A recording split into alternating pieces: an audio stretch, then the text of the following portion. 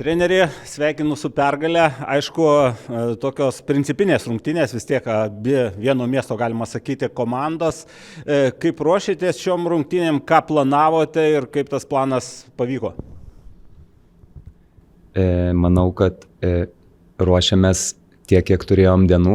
Tai turėjom labai trumpą laiką, turėjome tik tai 2 dienas.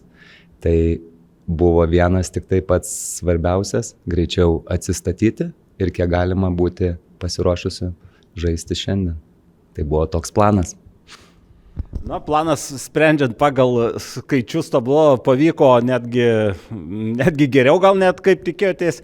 Na, įmušėt abiejų, atkreipiau dėmesį į faktą, kad abiejų kėlinių pradžioje įmušėt po įvartį. Tas turbūt turėjo nemažai įtakos tolimesniam žaidimui. Jo, tai kaip pradedi savo žaidimą, kažkokie yra akcentai, kad norime šituose dalykuose būti susikoncentravę, pasiekti kažkokį teigiamą rezultatą ir po to truputį gal kažkiek atsitraukti, būti truputį poilsio tam režime, pasitaupyti daugiau, bet šitie dalykai buvo, kaip sakoma ir manau, kad tai sekėsi mums išpildyti. Dabar prieš šias rungtynes buvo kalbama apie tas bronzinės viltis, tokias labiau teorinės. Dabar jos šiek tiek realesnės kontūrus įgijo.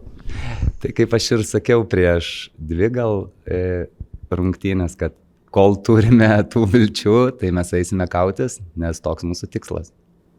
Įmušėte 4 įvarčius, 4-0, nors esate labai sėkmingas treneris, bet turbūt aptivėta lygoje didžiausia pergalė.